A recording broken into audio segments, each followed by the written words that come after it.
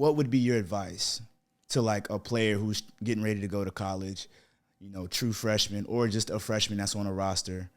Like what advice would you give them? The advice I would give them is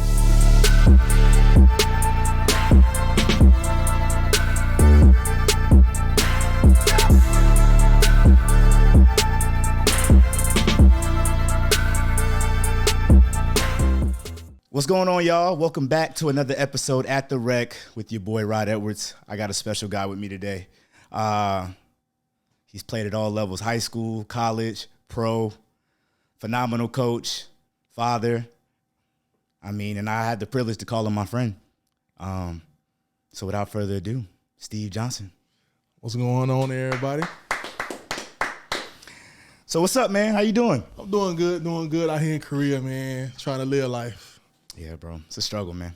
Definitely It's definitely a struggle, man. But hey, how much time you got left? I leave in May, so like 2 or 3 months left. Okay. So we're around the same time. Yeah, pretty much. I should have known that. So let's get into it, man. I don't want to waste too much of your time. Basketball. Live, breathe, eat.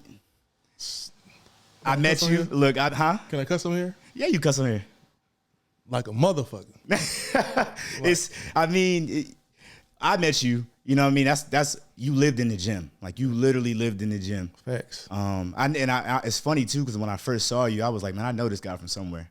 Oh yeah. And we'll get into that part of the part of the pod. Crazy how it happened. But I was like, yo, I know this man from somewhere. But getting back to the dedication aspect of it, bro, like literally, anytime I was in there, you was in there. Yeah. Sun up to sundown. You Absolutely. know what I mean?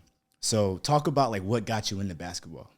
Well, my brother, Maurice, he got me into basketball because backtrack when I was young, I was a hoodlum. I was going crazy in the streets.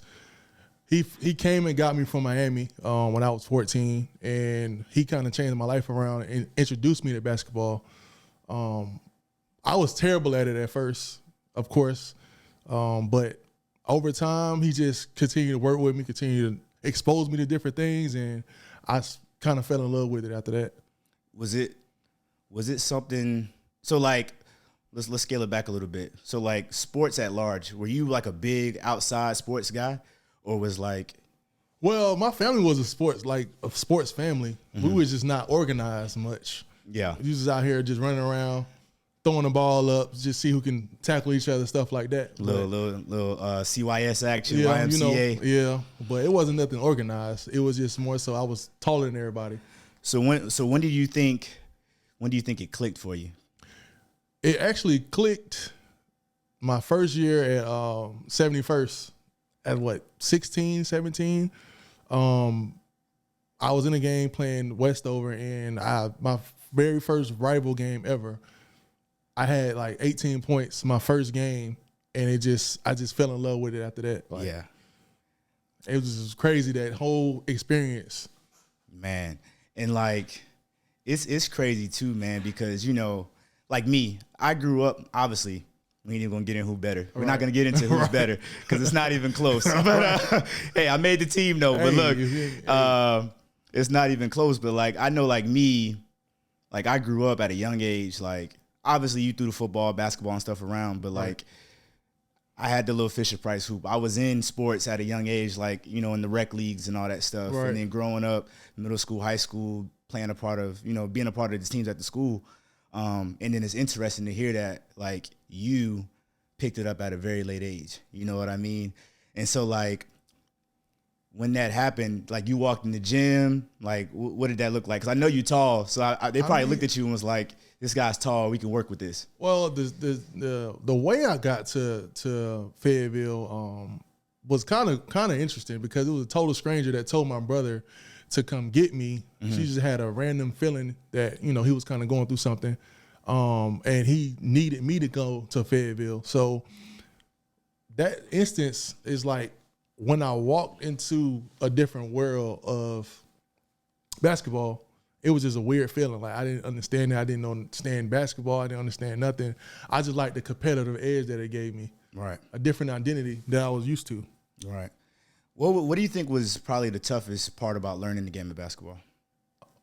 I would say the rules of basketball, and I just say the rules. Yeah, yeah. Because, like, you know, obviously, tall guy going into the gym. How tall are you? 6'6".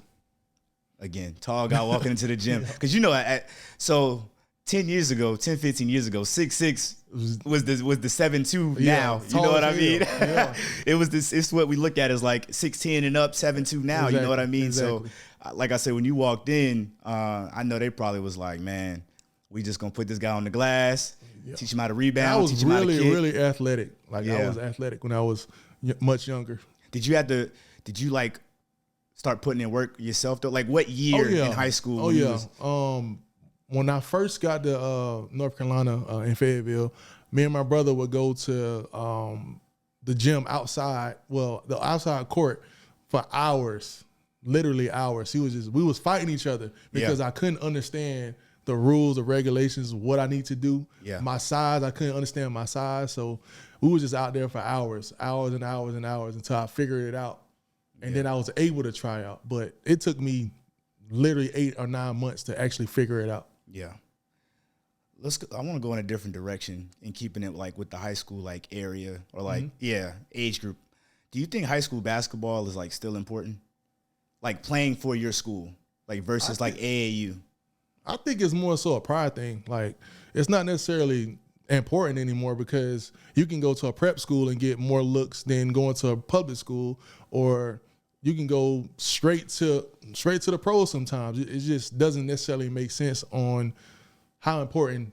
So you don't think it's a requirement? Nah. Yeah. I mean, you got your education. Education is very important, but 9 times out of 10, you're not getting a look from an aspect of high school basketball. You're going to go to AAU and get that look. See, the thing, like the reason why I ask is because my personal belief when it comes to like high school basketball, right? You're learning the game the right way. I feel like at that level, you're learning the game at the right way. And when you're playing for like AAU, it's more of like, I call it organized chaos. You got a bunch of players who's the best player at their school on an AAU team, traveling across the country to play other great players. And it's like now practices are more so like, hey, we're just going to talk through, scheme and maneuvers, but we're not really talking through the game. Like, this is what a 2-3 looks like. This is what a 3-2 looks like. This is how you press. This is how you break the press. Well, this is more so how I look at it was that's what happens when you get a trainer and you get those offshore like, hey, we need to get X, Y, and Z done. Yeah. We're going to go learn from a seasoned vet or somebody like that that's already in college and come tell us. Our coaches in the summertime, we already got a whole lot of other stuff going on in our mind. We're not worried about X, Y, and Z until we go to AAU. And then we see that, like you said, everybody's a step above us. So now we want to go crazy. Yeah. You said a key word there, trainer. It's popular now. Yeah. So having a trainer, you think that's a necessity? Yes, it's a necessity. You have to have a trainer today. Like what do you think a trainer is there to do though? Like what is a trainer's job primarily is to get you better, to expose you to different things. I wish I had a trainer when I was younger because the things that I know now, I wish I knew back then because I'd probably be something special. But a trainer literally main job is to make your game 10 times better. Yeah. Yeah.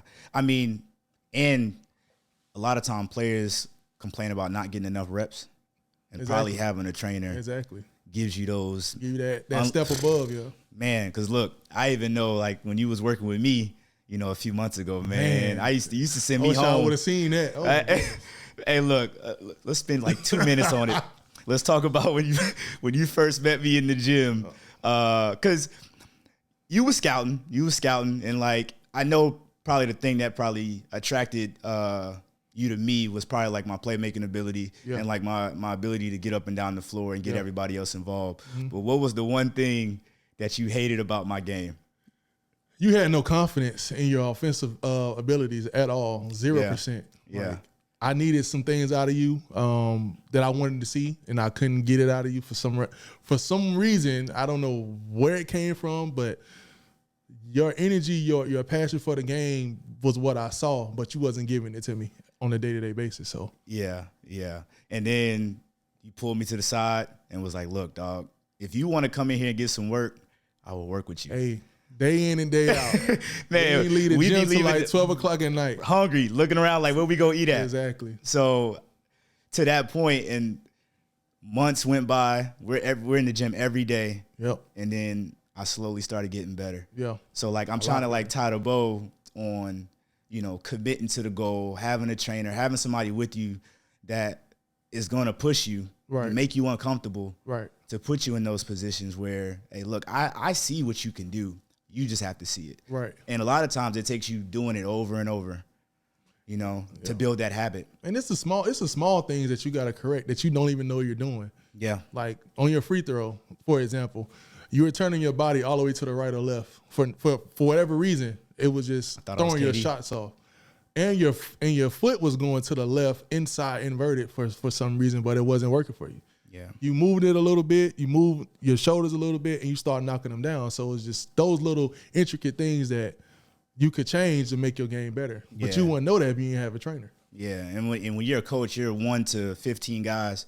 Exactly. You know, 15, 16 guys, and the attention span is just not enough time for everybody. Absolutely. So I get that. Let's talk about the road to playing college ball. Like, what was the scouting process like with that? Well, what my college journey was kind of interesting because I only played public school ball for a year, and then I went to private school ball, which is a totally different animal in itself. I wasn't able to, get my SAT score right. I went to junior college. After junior college, all the doors are opened up. I had a lot of Division I schools looking at me. That journey was just day in and day out, grind. It was a grind. Yeah. Days you crying, trying to figure it out. You don't know what to do, but just keeping God first and making it happen for yourself. So how were you able to leverage the junior college like route to help you get, because like obviously it's a popular like route. I mean, it's not preferred, especially like, again, whether it's grades, whether it's, you just a good player amongst great players in your school, and like you just don't get the looks that you think you're gonna get. You know what I mean? And then you got to play. They're like, hey, you can play at the college level, but you just might have to play that 1 year or 2 years at the junior college level. And I know that could probably do a couple things to the ego and, probably make you start doubting your game a little bit. But my thing is, I didn't know I was going to play college ball. I thought I was going to be just out here in the streets. I thought I was going to be nothing until I got that opportunity that my brother, like I told you, my brother came and got me. So junior college was a dream of mine. Like, I just thought about it, and it happened for me because I had a teammate named Darian Eastman. He actually pulled me to the side like, you don't have X, Y, and Z. Let's just go to this school and we can get ourselves together. And that's what happened. Like, I had the Carolinas, I had the Kansas, I had all of that, but I could not pass the SAT, and those schools went away. So I had to go to junior college at Brunswick Community College in Bolivia, North Carolina. Like, they gave me the opportunity to expand my game and understand the game. Yeah. That's the time I actually needed to understand the game. Starting respect. so late. Yeah, respect. And like, talk about like the college life, and not the parties, but I'm saying like, never partied. Yeah. But like, the college life in terms of, because, now you're going from boy to man essentially. Yeah. And, and you're playing with guys who grown men got kids. Who were we grown people with kids, who was the top guy coming from their school, and now you're competing for 40 minutes. You know what I mean? Like, trying to get the most tick on the floor. Like, what was that daily grind like? So what I would say is, from the junior college level to the Division I level is just, in my experience, it's real hard. Yeah. Because junior college, you get it's kind of like AAU. You throw the ball out, you get a bucket, do what you want.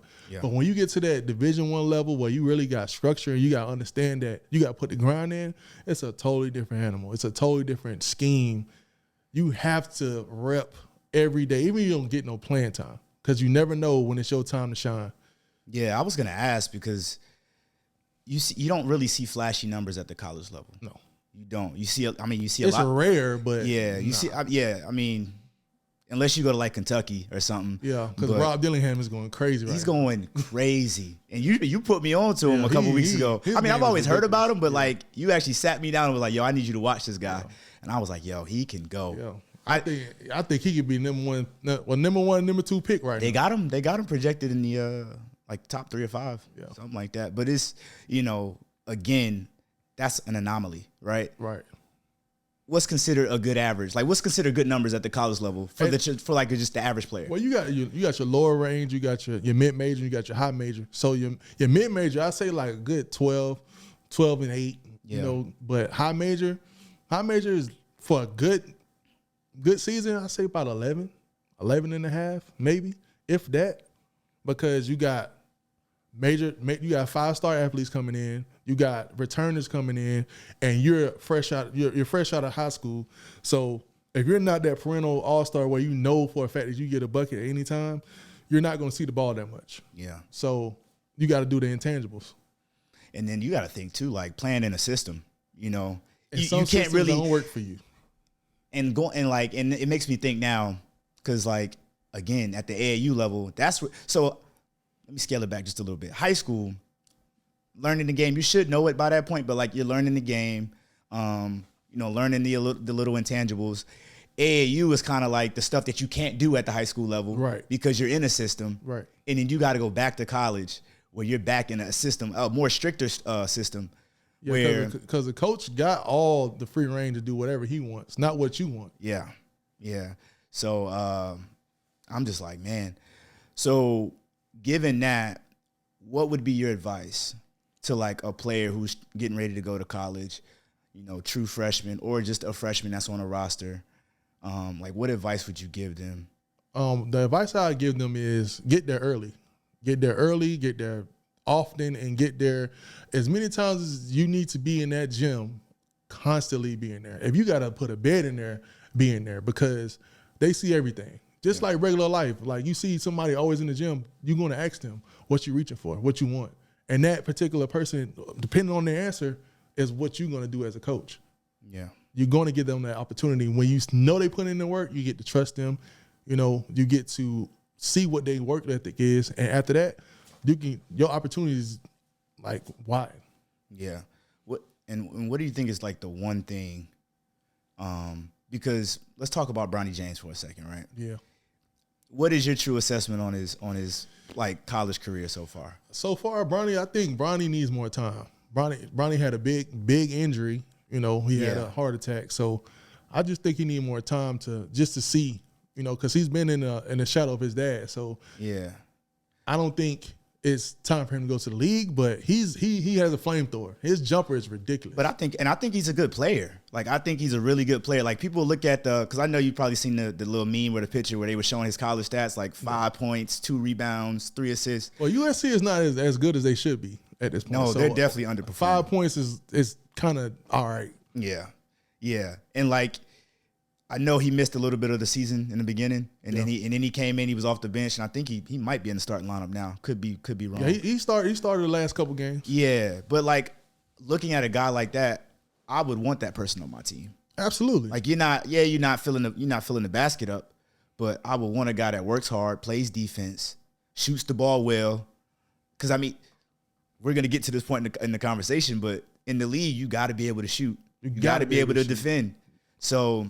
Like even if you're a 5 man, you got to be able to shoot. Look at Big Cat. He's shooting at. Did you see that? Did you see the little slow-mo video where it's showing his release? Yeah. And it was like coming off his middle finger. Yeah. Yo, that is crazy. Everybody look at Dame 3.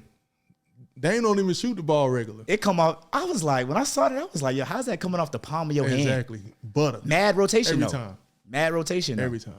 So, all right. Now you played a couple years at college. You're getting ready to graduate or trying to come out early. Like, what does that look like? Confusing, because you don't have anybody surrounding you to know exactly what to do. Nobody's telling you what to do. You're trying to figure it out. You're the first person in your family to actually go to Division I, so you can't go home. You can't go to somebody that's in your hometown, so you don't know what to do at that point. Trying to get an agent, trying to get basically your foot in the door, and it's difficult without those resources. Yeah. How much pressure do you think it was? It was a lot of pressure on myself because a lot of people had, me going to the league, me going different places because my athletic ability, my knowledge of the game, and the kind of work ethic I had. But I didn't get there. Yeah. So it kind of comes with the territory. Yeah, for sure. For sure. Something that I skipped over that I think is very important, since we're in the college era of this timeline, NIL. Yeah. NIL, man. Yeah. I think NIL. I think it's a good thing, but I think it needs regulation. I don't think it needs regulation. Reason being is because these coaches and these colleges and these institutions and these boosters been making billions off these athletes, these 15 athletes, these 80 athletes, football and basketball primarily, for years, for decades. Yeah. So now that these kids are getting money and they're getting NIL, they're using their name, image, and likeness. Yeah. It shouldn't be a problem. But they should make as much money as they can.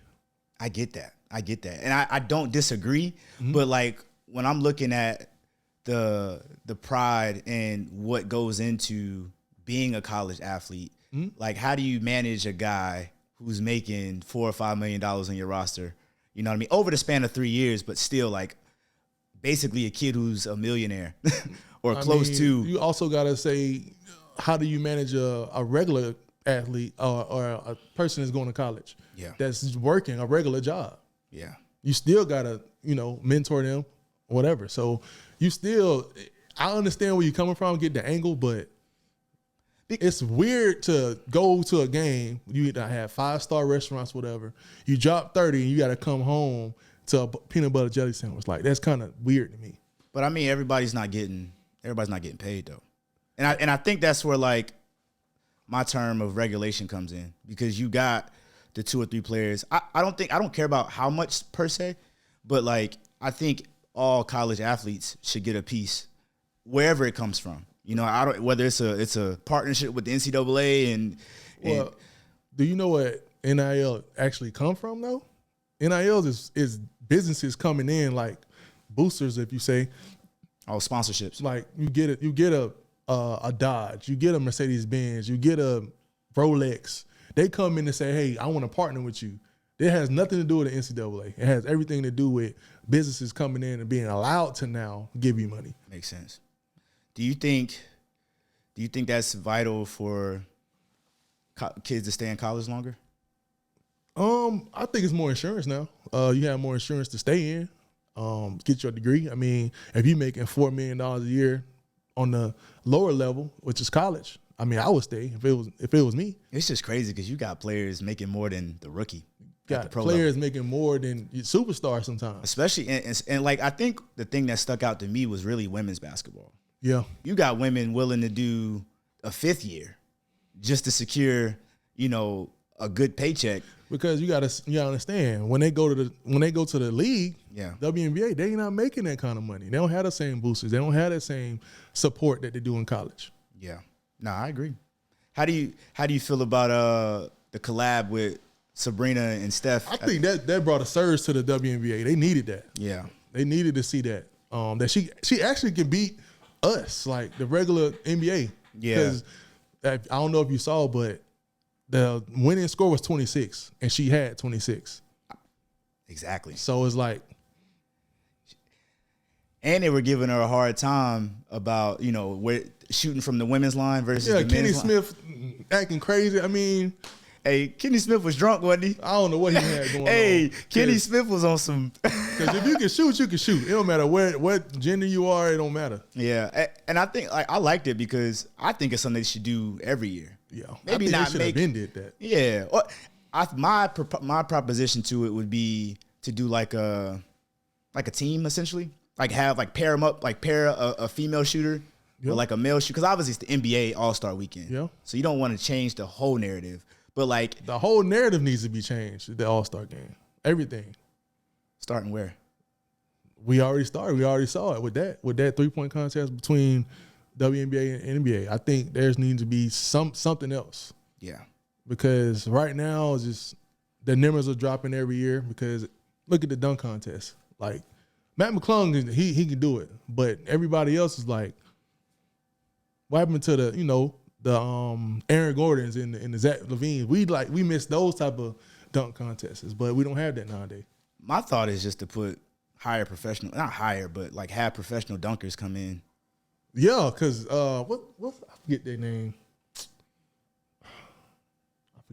But it's some dunkers out there that can do it, doing some amazing dunks that you probably never seen before. Yeah, because we got so many people paying buku dollars, tons of money to go to this event, and we're seeing the Putting same their best dress on, Sunday's best, maxing out the Amex exactly to go see dunks that we've either already seen before or like players that we just really don't know. Yep. And I'm not really tied to like stars having to be in the dunk contest or stars having to be in the 3-point shootout, but like whoever it is, give us a good show. Yeah, I mean, we waiting for LeBron to come in there one time just to, If Bron did it at 40, I think he'll get it just off the strength. Just off the strength. Off the strength of just, hey, give me just one good tomahawk. What you call it, the Statue of Liberty? Hey, just give me that one. Give me that one. You gonna get a 50 from the free throw line, off the strength. But no, I get it, man. I get it. So now we spoke NIL a little bit. So now we're getting to the pro part. Mm-hmm. How hard is it to go pro? Just imagine 450 jobs for 10 million people. Just off the rip. You can think about it. It don't even have to be basketball. Yeah. Everybody competing for one job, 2 or 3 jobs at a time. That's just, you got to be out of your mind. Literally out of your mind to get to that point. And the people that's there, that's what they do. That's what they do on a day-to-day basis. They doing what they love because they literally was out of their mind and did what they had to do. Man. And like, you see people, I think like Brandon Jennings, right? Guys who went overseas and played ball and then came into the NBA. You took the overseas. Man, Moutier did the same thing. Yeah, you took the overseas route. Yeah. How impactful was that, in terms of that helped you in your pro career? Well, I would say the conditioning, the conditioning, the understanding of the game, because everything is different over there. Yeah. Everything is harder over there. Yeah. The foul call is different. The calls is different. So it just give you a wide range of where you got to go, where you trying to be. And that's pretty much it. At that point, do you have an agent? Yeah, you got an agent. Now, do he do his job? That depending on how hard you work. Yeah. That's how crazy the overseas life is. Man, and I've heard horror stories like sometimes you don't get paid on time. Look, the living conditions can be a little sketchy. I mean, you gotta understand, if you go over there and you don't perform the way you supposed to perform, you ain't getting that money. Really? Yep. Like they'll withhold your check? They'll withhold your check. Are you serious? Yes, they will. What you gonna do? Is it a conversation or like you just not gonna get your check and don't know why? Can I get my bread? Can I get my money? Nah, I ain't got it. Nah, because you're averaging 12 right now. I need you to average 20. You're the only American on the team and you're not doing nothing. That's kind of crazy to me. In their own words. Wow. Yeah. How would you overall rate the experience though? I rate the experience. It was cool. It didn't last long for me because my agent was full of shit basically. Yeah. So it didn't last long, and my grind wasn't as it should have been. So I think if you want to go overseas, do it for a year. Try it out. And see where your heart is at when it's coming to this basketball thing. Because basketball do you think it's a good measurement of like your game and how good you are? You can never measure yourself up with an NBA. NBA is always going to be the pinnacle of everything. But if you can go over there and handle your business and come back, look at PJ Tucker. He's done it. People that's going overseas and really change their, landscape of their lives. But I think about like the Mike James, Yeah. He's like, I'm never leaving. He's like a king over there. Yeah. So I guess Stephon Marbury's over there. He got a statue over there. He do. But he also has some other stuff going on that caused him to be in that position. But it worked out for him in the end. Exactly. So, but no, that's good. So with that, you have an agent.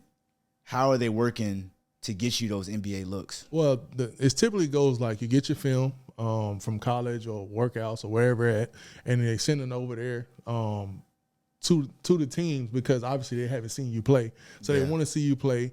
Once that happens, they call you and say, hey, we want to see you get a tryout, see you work out. You work out, you get on the team finally, and you play immediately. Like there's no wiggle room, there's no time to just, because you're a pro now. Yeah. Just like the NBA. When you get traded, you play pretty much the next game or the game after that. So you go in, you plug and play, really. That's kind of hard to do because you don't know the rules and regulations and all that. But so do you think it's more, what's more valuable? Let me ask it this way. What's more valuable, the G League or playing overseas? it's all about your value system, though. Are you going for your dream, or are you just out here hooping? Because in my opinion, the G League is the prize to me. Right. And I mean, because I've had this argument with plenty of people, and I guess their take on it is you're not really making a lot of money. And I get that, but I'm looking at it as you're literally, like, the NBA is your proponent. You know what I mean? Like, if you want to get that best look, why not play for the affiliate? But at the same time, you're making, in the G League now, these kids are making $500,000, $200,000, $80,000 for bouncing a ball. Yeah. For a couple months, 6 months. Yeah. So you can live off of that. Now, if you're going for your dream, go for your dream. Like, don't have a plan B. That's your plan A. You're already there. So that's what I think about that. Overseas is cool. You can make millions over there, but it's not going to feel the same. The people that you love are not going to see you play. Yeah, I agree. Yeah, I have a tremendous respect for the G League, honestly. That's honestly the true grind. Yeah. Like, it's not televised. A lot of people don't show up to the games. They got televised now. They actually improving it. What, on ESPN Plus or something? They got it on ESPN. It's on ABC sometimes. They got it on. Well, I mean, we're talking like the marquee teams, though. I mean, it's a start. It's a start, but like, I mean, of course, I agree. Every team is not on there. The average person ain't going home saying, "Dang, what G League team playing tonight?" Absolutely not. You get what I'm saying? But I mean, I do think they're leaps and bounds from where they were 15 years ago, though. Because the D League, terrible. D League was like adult league. It was like rec. Roll the balls out, go ahead. They was letting anybody come and play. That was now it's more organized. Now they have a little situation going on. Yeah. All right.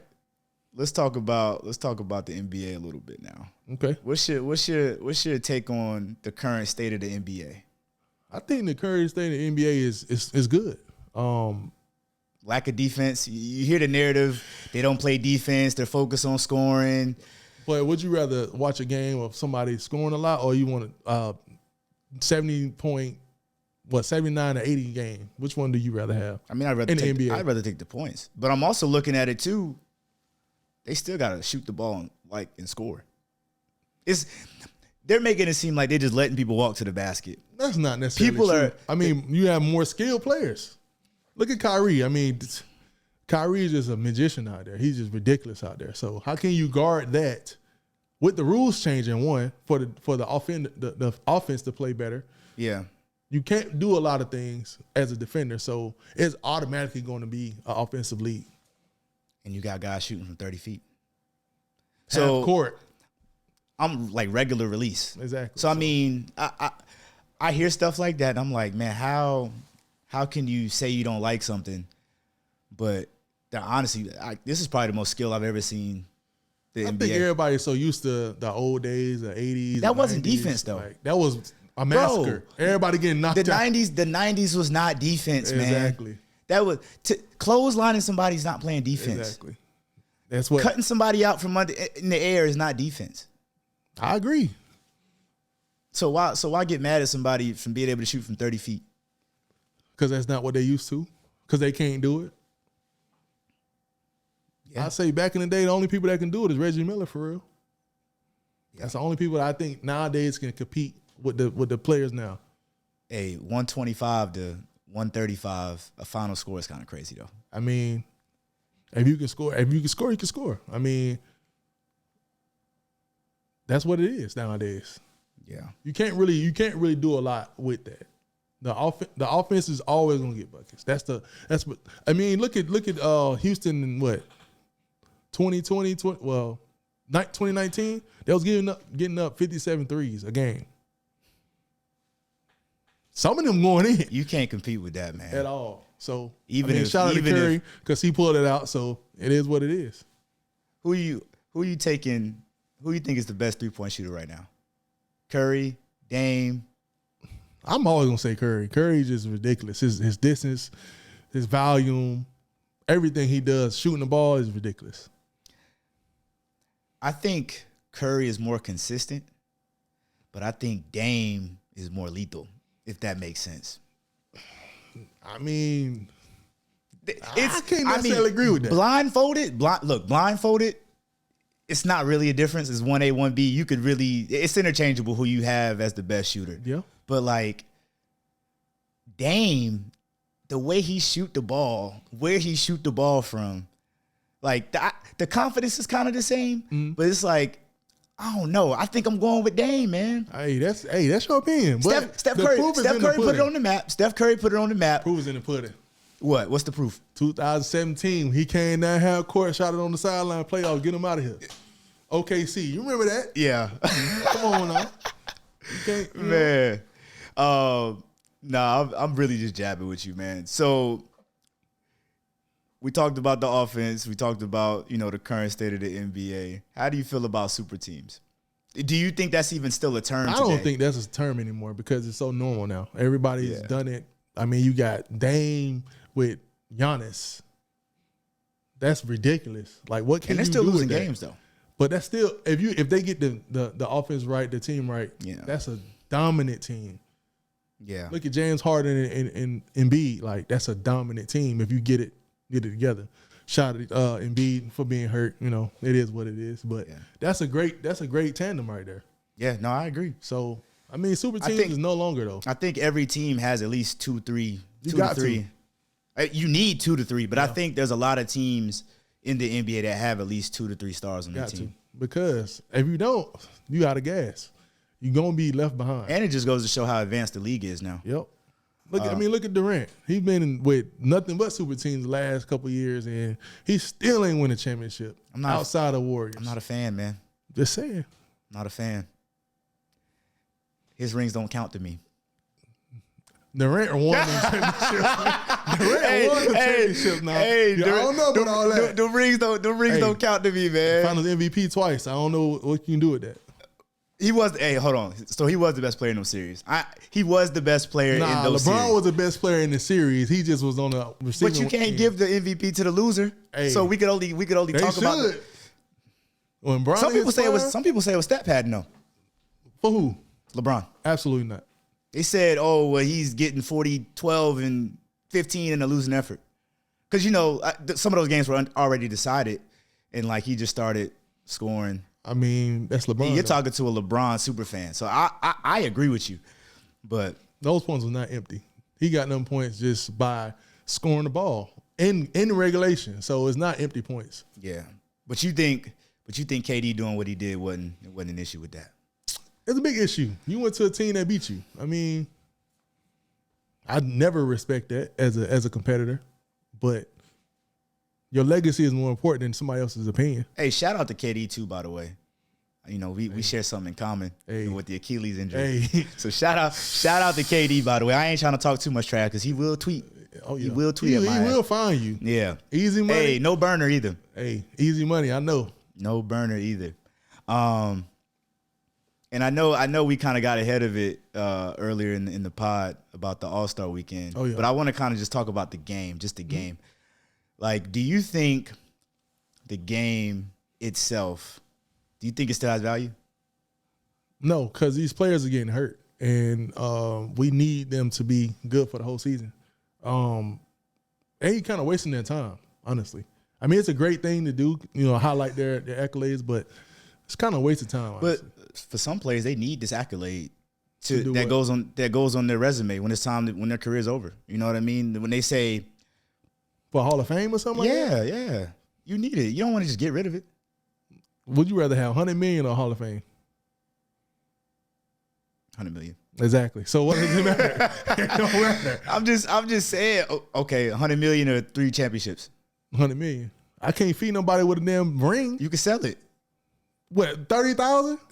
Nah, a ring is now costing $100 million. I'm taking that $100 million every day. I'll take the mellow route. Wow. Just being real. Okay, we'll put a pin in that. But wow, but like, here's my assessment when it comes to the game, though. And I mean, we're just talking about All-Star. So I do agree. I think the reason why players don't play as hard or don't play as many minutes is injury. This game is essentially useless unless you put a better incentive on it. Exactly. Now, somebody told me that as a proposition, they were like, what did he say? He said, if the winning conference gets home court advantage in the finals. I wasn't mad at that. I wasn't mad at that. Because, I mean, honestly, like thinking outside the box. $100,000 ain't going to do nothing for me. I'm also not thinking about the 12th man on the roster. But, everybody's a starter. Everybody's a starter. So everybody's already on a max contract or about to get one. Exactly. So I don't think money's going to do it. Nope. But I think by giving something incentive like home court advantage in the finals, I think that's huge. Especially if you're going against a juggernaut like Boston or Milwaukee or the Clippers, OKC. They're young, but they're going crazy right now. Yeah. So maybe something like that. Shout out to Orlando too. Orlando going crazy right now too. Are they? Yeah. I'm being funny, but they are. Hey, if you ain't seen their record, they doing their thing. They're like 30-25 or something. Look at the past couple 10 years, maybe 20 years. They'll make the playoffs. They'll make the playoffs for sure. But they about to get first round bounced. Absolutely. Swept too. They gonna play. I'm gonna give them a game. They gonna play. They gonna play Milwaukee, and Milwaukee gonna scoop their ass up out of there real quick. But yeah, so I don't know, man. I don't know. I think, and I also looked at past scores from the All-Star game. More of them in the last 10 years have been close. Yeah. Than what people are giving them credit for. Mm-hmm. And I was personally a fan of the captain. Like picking the team, like electing captains and then doing like the little, street style, like pickup. Yeah. People didn't really like it, but I thought it was value in that because now you're putting your team together, and then even breaking it up in like little 12-minute segments, and after each quarter, 100,000 going to charity and stuff like that. I feel like because if players are only going to play 12 to 24 minutes anyway, all right, just give me a good quarter. Yeah. Rotate the next 5 in. I miss when it comes to the All-Star game. I miss the Allen Iversons, the Jordans, everybody competing for the whole game, not just the first. What was it? 2001. The clip that's been circulating lately. Yeah, like it was ridiculous. Bro, score was 100 to 101 to like 100. Exactly. Something they crazy. Was competing though, they celebrated like they won a championship. Exactly, because they were competing. This is the best. You say this is the best players of all time in the game right now, and you're gonna be lazy? Nah. I particularly don't like that. Are you calling it lazy or are you calling it not trying to hurt yourself? It's lazy basketball. Because you can hurt yourself by walking. Okay. Just saying. So you're competing with the best players in the league. Why not just be competitive? So you're wanting to see a hard like 48 minute game. I want to see those matches. Like I wonder how that would be if he really played. Yeah. Like Jason Tatum and Jaylen Brown, we know they play one-on-one every day. Yeah. Even that, I think it was like a couple years ago when they was on opposite teams. Exactly. Like they was going at it. See that. Yeah. When what's his name? Call him Big Cheese. He was at with Miami. I forget his name. He was going at it with Tim Hardaway Jr. They went back to back at least 10, 11 threes back to back. Was it Rising Stars? No, it was All-Star game. Oh, okay. They actually went back to back to back to back to back. And we like to see that. In high school, you at the game, you see your boy. Yeah. You done play basketball with, and you finally get the chance to and then play one-on-one with everybody. And then now you cooking, and you hear the oohs and ahs. Oh, now I get to prove. It could be them trying to save embarrassment, though. You're going to get embarrassed next week anyways. Yeah. I'm in the league. I'm going to do something to you. Yeah. All right, and we back. Had to take a little quick break. So the NBA, who do you think has next? Who do you think is so obviously you had Bron, KD, Steph. You got those guys are getting older. Who do you think is the next, batch of players that's going to be the face of the league?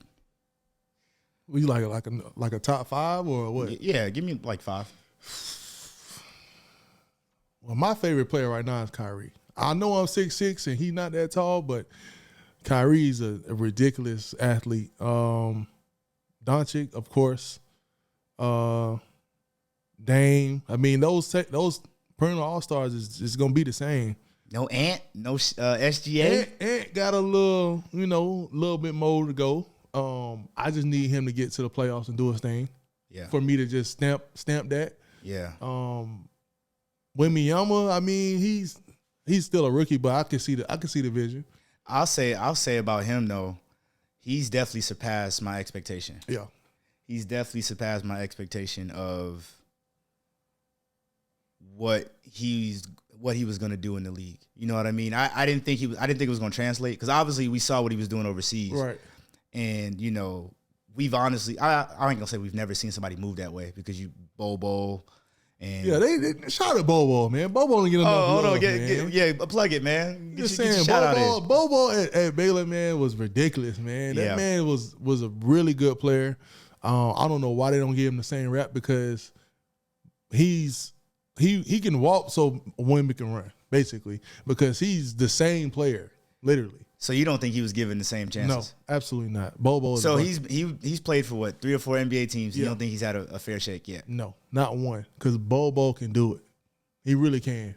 And he's a fashion icon. If you've never seen Bobo, I think, and I'm about to jab at you, but I think tall people in general dress weird. Like when they try to dress. Why you say that? Because it just stuff don't be looking right, man. I mean, what you want us to do? He's 7 feet tall. You got a cat 7'2" with flared bottoms, flared pant bottoms, and moon boots. I don't know about all that. Now. And then you got guys like Wemby wearing a ski mask, not a ski mask. What he had on? He had like a. That boy had the shiesty on. Yeah, bro. Hey. Everything covered. I'm like, you too tall for that. Hey, Slender Man. That's what they call him. Literally. But at the same time, it's like, what you want us to wear? We want to look fashionable. We want to get the ladies, of course. Why can't we just, we want to dress like y'all short people, but it's going to look awkward. Nah. If we get it tailored, I mean, it's still going to look the same. Yeah, I mean, as long as you don't give me Russell Westbrook style, it's, hey, not too much on Russ, but. Russ got that swag, though. He has a good clothing line. I don't know if you've been to his website, but he got a good little clothing line, but his little tonal choices, I don't know about it, man. I mean, everybody. Look at, what's his name? Miles Turner. Miles Turner up there looking like an auntie. Like, come on now. I think some players do it on purpose, man. I mean, for the attention, but, style to the stylist. He need a new one. For real. I don't even know what the hell he got going on. Yeah, man. But, yeah, I think, the players you named were good. I mean, if I had to add anybody, it'd be probably Anthony Edwards. Anthony Edwards is a monster. I think he just need like that one. Like he's doing it right now. The Timberwolves is doing it right now. They get to the playoffs and win a series, without a doubt. Yeah. So what do you think the moment's gonna be too big, or what do you? The moment's never too big for Ant. I mean, you saw it in the Olympics. He took his team to 2 wins. I think they had 2 wins, but it's all NBA is more team ball. Like you have to be able to get your team to that next level. Yeah. Regardless of how great you are. I mean, it took Jordan 8 years to get to where he needed to be at. So Jordan had a 6-year career in my book. See, that's y'all problem. The greatest. He had the greatest 6-year career. That's y'all problem. But Jordan had a 6-year career, man. Jordan had correct me if I'm wrong, but it was at least 14, 15-year career. He played for the Wizards, and he was ass at the Wizards. So don't forget about that. Premature setup, and we'll probably close on this question because I know it's going to spark a debate. Greatest of all time. LeBron James. Yep. I agree. Just saying. I agree. And it's not, and my jab on the whole 6-year career, like I was being funny on that. But like, I think LeBron is literally the greatest player of all time. He does everything. And it's not gonna be close for a while after he walk away from the game. Not saying that we're not gonna have good players come through the league or great players come through the league, but to do what he did and for as long as he did, you're just not gonna see that. And I think people criticize his longevity for him being who he was for the past 21 years. Yeah, LeBron is. You can't say, oh, he only has almost 40,000 points because he's played 20 years. Like, shout out to Kareem. Shout out to Vince too, but Vince played 22 years and only had 24,000. Hey, LeBron's a bucket, man. Everybody say he don't have an offensive game, but you can't get 40 points. Pass first guy with almost 40,000 points. Well, LeBron's over 10,000 rebounds, over 10,000 assists. Like, you're just not going to see that ever again. Ever. And it's funny because I was looking at the most points, all-time points list. Mm-hmm. Yo, like, and I was looking for players like Steph and not Steph even like close. number 9 or something like that. Granted, he's played longer than Steph, but Steph is in what, like year 14, 15? And he's only in the 20,000s. Like, he's So not. is KD. You know what I mean? So it's crazy, man. It's The crazy. people that you think is a bucket, LeBron has surpassed them. I think, I don't think we're gonna see another LeBron James, man. I don't think we're gonna see another LeBron Not another James. locomotive like that. It's like the same thing with Shaq. You'll never see another Shaq. Yeah. Is he Shaq the greatest big man? Yes, forever. Really? Even over Tim Duncan, over David Robinson. Shaq was just the most dominant player ever. Shaq went out kind of bad though. I think he played too long. I think that's what messed it up for me. In terms he had a of, couple injuries. I mean, it happened. Yeah, injuries, and then I just think I could have went without the Boston run. I could have went without the Phoenix run. He was chasing rings at that time. Yeah. He'll tell you that himself. But Shaq you would never see another Shaq ever. But that was also a different game though, where bigs wasn't shooting. Luke Longley was shooting. What do you mean? Hey, he was shooting. I get what you're saying, but we talking 1 through 5 can shoot now. So what are you saying? What are you referring to? I mean, Shaq was just the greatest of his time when he was playing. That what you saying? Sure. So you saying right now Shaq couldn't average 35 right now? No. In his prime. Orlando or LA? LA. Orlando maybe. LA no. He's not averaging 35. So who you compare him to right now?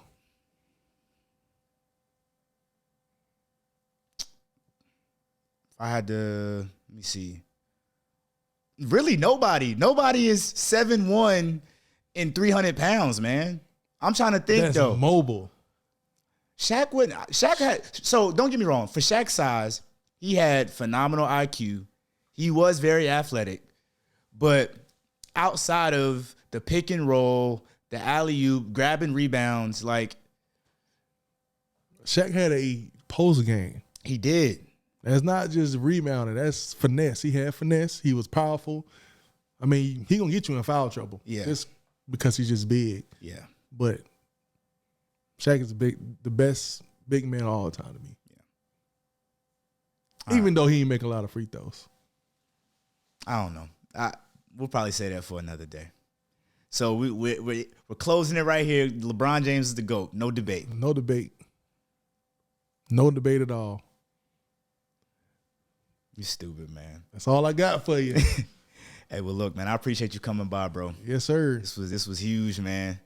You know what I mean? You know, trying to get this. Y'all need to get this motherfucker right. In his damn ankle. Hey, look, chill, man. Chill, man. Let me look. I had to pick up another hobby, man. I couldn't play ball no more. Yeah, because that thing look terrible right now. If y'all can see it. Man, chill, bro. Why you? This is supposed to be an outro, man. What you doing, man? We ain't trying outro. I'm just saying we out of here with that. Oh my goodness. So look, man, I hope you enjoyed this conversation. As always, please hit that like button, subscribe, comment, share this to everybody. I appreciate you for tuning in with us for another episode at The Rec with your boy Rod Edwards. And with that being said,